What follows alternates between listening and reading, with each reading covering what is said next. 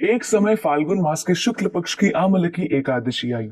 उस दिन राजा, प्रजा तथा बाल वृद्ध सबने हर्ष पूर्वक व्रत किया। राजा अपनी प्रजा के साथ मंदिर में जाकर पूर्ण कुंभ स्थापित करके धूप, दीप, नैवेद्य, पंचरत्न आदि से आंवला की पूजा करने लगा और स्तुति करने लगा। उस मंदिर में रात को सभी ने जागरण किया। रात के समय उस जगह एक बहेलिया आया। वो महापापी तथा दुराचारी था।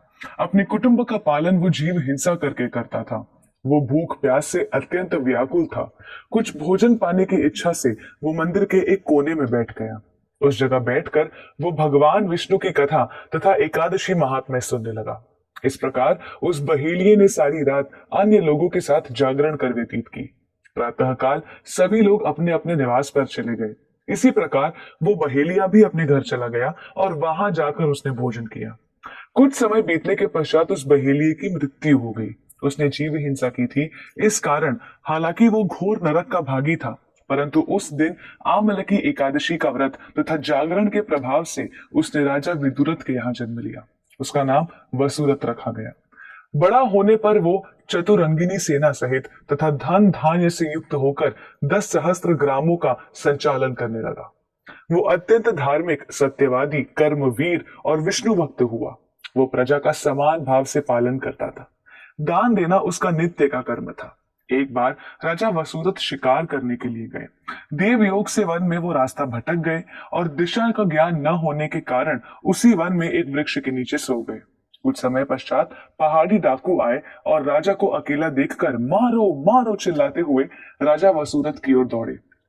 वो डाकू कहने लगे कि इस दुष्ट राजा ने हमारे माता पिता, पुत्र पौत्र आदि समस्त संबंधियों को मारा है तथा देश से निकाल दिया। अब हमें इसे मारकर अपने अपमान का बदला लेना चाहिए। उसी समय राजा के शरीर से एक दिव्य देवी प्रकट हुई। वो देवी अत्यंत सुंदर थी तथा सुंदर वस्त्रों तथा आभूषणों से अलंकृत थी। उसकी भुटकी टेढ़ी थी।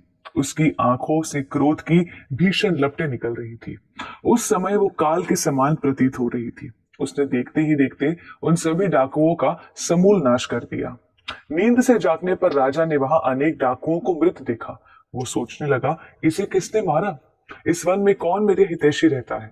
राजा वसुरथ ऐसा विचार कर ही रहा था कि तभी आकाशवाणी हुई, हे राजन, इस संसार में भगवान विष्णु के अतिरिक्त तेरी रक्षा कौन कर सकता है?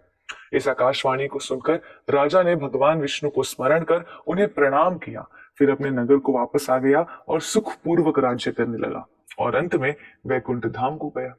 इस प्रकार वशिष्ठ मुनि ने राजा मानधाता से कहा कि जो कोई भी इस अति पवित्र आमल की एकादशी का व्रत करता है, उससे निसंदेह वैकुंठ की प्राप्ति होती है।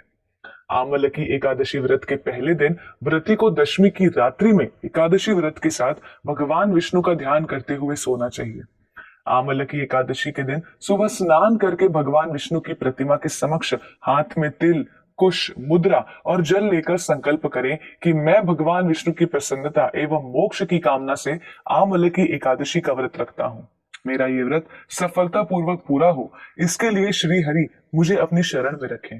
भगवान की पूजा के पश्चात पूजन सामग्री लेकर आंवले के वृक्ष की पूजा करें। द्वादशी के दिन सुबह ब्राह्मण को भोजन करवाकर दक्षिणा दे। इन क्रियाओं के पश्चात पारायण करके अन्न जल ग्रहण करें।